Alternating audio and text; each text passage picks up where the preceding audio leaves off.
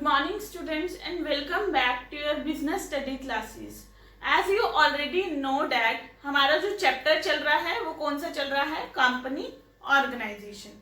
आज हम उसी चैप्टर की कुछ मेरिट्स और कुछ डीमेरिट्स को क्या करेंगे, स्टडी करेंगे। उसके क्या एडवांटेज होते हैं और उसके क्या डिसएडवांटेज होते हैं। तो देखो, फर्स्ट हमारा एडवांटेज आता है इसमें लिमिटेड लायबिलिटी, यानी कि कंपनी में जितनी भी शेयर होल्डर्स होते हैं उनकी लायबिलिटी क्या होती है, लिमिटेड होती है। जितना उन्होंने पैसा लगा रखा है उतना ही उनको कल को कंपनी को लॉस हो जाता है, देना पड़ेगा। उसके ज्यादा उनकी पर्सनल प्रॉपर्टी पे कोई भी नुकसान नहीं पहुंचेगा। आप वर्ड सुनते होंगे बार बार, शेयर होल्डर शेयर होल्डर। ये शेयर होल्डर होते कौन है? देखो, शेयर होल्डर बता दो कौन होते हैं। देखो, कंपनी बनाते हैं, कुछ पर्सन एस्टेब्लिश करते हैं। अब उनको पैसों की नीड होती है कि भी पैसे कहाँ से लाए कंपनी को स्टार्ट करने के लिए और इन्वेस्टमेंट करने के लिए। तो वो कंपनी क्या करती है, कुछ शेयर इशू कर देती है, ठीक है।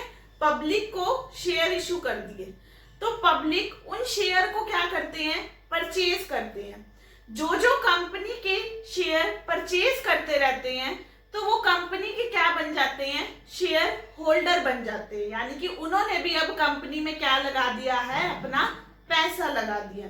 तो कंपनी को जब भी प्रॉफिट होता है तो प्रॉफिट का कुछ हिस्सा उन शेयर होल्डर्स को भी देना पड़ता है, क्योंकि उन्होंने अपनी उनकी कंपनी में पैसा लगा रखा है। तो प्रॉफिट का जब वो कुछ पार्ट क्या करते हैं, शेयर होल्डर को देते हैं, तो वो कुछ पार्ट को हम क्या बोलते हैं, डिविडेंड बोलकर चलते हैं, ठीक है। तो देखो, फर्स्ट पॉइंट आपको क्लियर हो गया। सेकंड पॉइंट आता है हमारा शेयर ट्रांसफर फैसिलिटी। देखो, शेयर ट्रांसफर फैसिलिटी क्या होती है, कंपनी में कोई भी जितने भी शेयर होल्डर्स होते हैं, ठीक है, वो अपने शेयर को बिना किसी से पूछे इजिली कैश में क्या करा सकते हैं, कन्वर्ट करा सकते हैं, ठीक है। यानी कि उनको दूसरे शेयर होल्डर से कंसल्ट या फिर सजेशन लेने की जरूरत नहीं है, पूछने की जरूरत नहीं है। वो इजिली अपना शेयर किसमें, लिक्विडिटी यानी कि कैश में क्या करा सकते हैं, कन्वर्ट करा सकते हैं। तो कंपनी में शेयर ट्रांसफर फैसिलिटी भी अवेलेबल है। थर्ड पॉइंट आता है हमारा कॉन्टिन्यूटी। जैसे कि आपको पता है एक कंपनी की अलग आइडेंटिटी है और जो उसमें काम कर रहे हैं पर्सन उनकी एक अलग पहचान है। तो जो उसमें काम कर रहे हैं पर्सन, चाहे उनकी डेथ हो जाए, ठीक है, चाहे वो मतलब मैडनेस हो जाए उनकी, वो उनपे कंपनी पे कोई भी इफेक्ट नहीं पड़ेगा, क्योंकि एक कंपनी क्या है, उसकी अलग आइडेंटिटी है। कंपनी की अपनी एक कॉमन सील है, कंपनी एक आर्टिफिशियल लीगल पर्सन है। तो कंपनी की जो स्टेबिलिटी है वो हमारी क्या होगी, बनी रहेगी, ठीक है।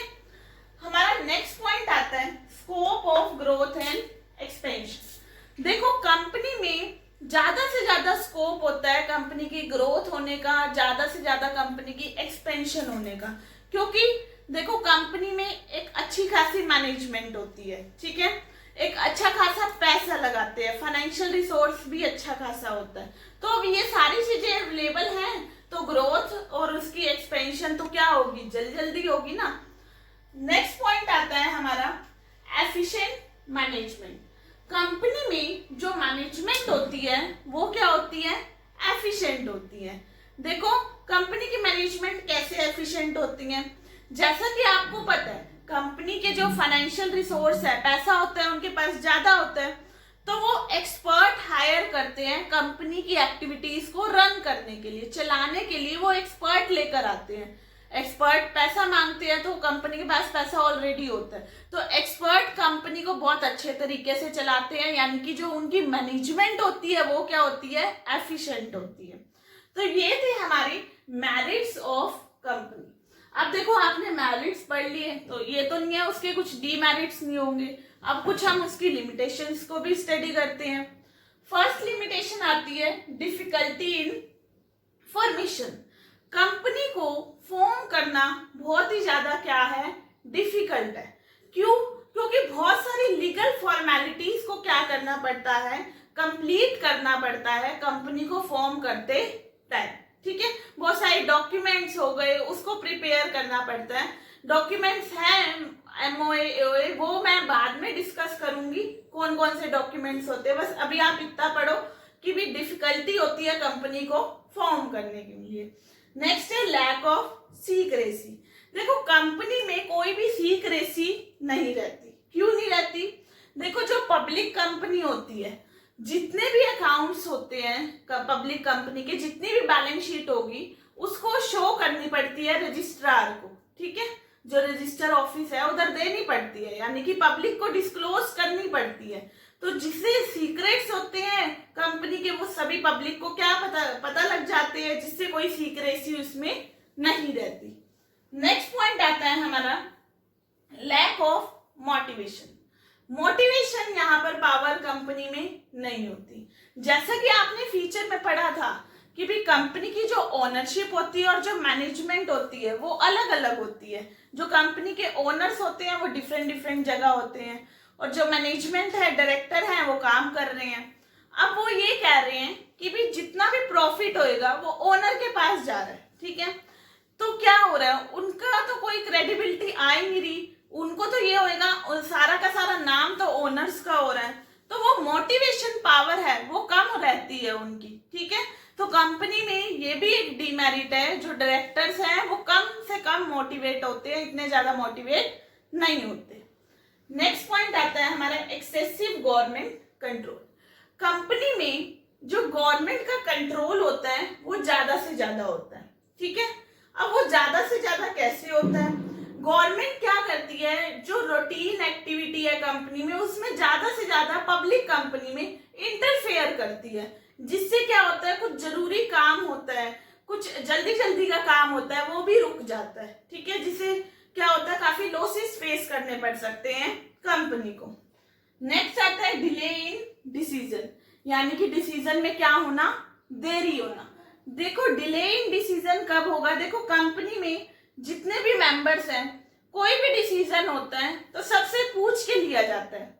अब कोई ऐसी अपॉर्चुनिटी आई है जो उसी टाइम हमें ग्रैब करनी है, लेकिन वो हम नहीं कर पाएंगे क्योंकि सभी पहले मेंबर्स की मीटिंग होगी, उनसे कंसल्ट किया जाएगा, उसके बाद ही वो अपॉर्चुनिटी को ग्रैब कर पाएंगे। इतने तक वो अपॉर्चुनिटी ही कंपनी की चली जाती है, जिससे कंपनी को लॉसेस फेस करने पड़ सकते हैं। यानी कि यहाँ पर जितने भी डिसीजन लिए जाते हैं उसमें देरी बहुत ज्यादा होती है। नेक्स्ट पॉइंट आता है कंफ्लिक्ट अमंग इन्वेस्टर्स, यानी कि जो इन्वेस्टर्स हैं उनमें लड़ाई झगड़े बहुत ज्यादा होते हैं। क्यों होते हैं? क्योंकि जो इन्वेस्टर्स यानी कि जो पैसा लगा रहे हैं कंपनी में उसको बोलते हैं इन्वेस्टर्स, ठीक है। अब वो पैसा तो लगा रहे हैं कंपनी में, लेकिन वो अलग अलग जगह के हैं, ठीक है। अलग अलग रिलीजन है उनका, अलग अलग अपनी थिंकिंग है, अलग अलग अपने थॉट्स हैं, जिसके उनके इंटरेस्ट मैच नहीं कर पाते, क्लैशेस हो जाते हैं, लड़ाई झगड़े हो जाते हैं, ठीक है। तो ये था हमारा डीमेरिट कंपनी का। तो ये था हमारा आज का topic, merits and demerits of company. I hope आपको ये टॉपिक अच्छे से क्लियर हो गया होगा। इसको बार बार टॉपिक को व्यू करना है, और जो मैं आपको नोट्स सेंड करूंगी PDF के, अपनी नोटबुक में नोट डाउन भी करने हैं। Okay, thank you everyone.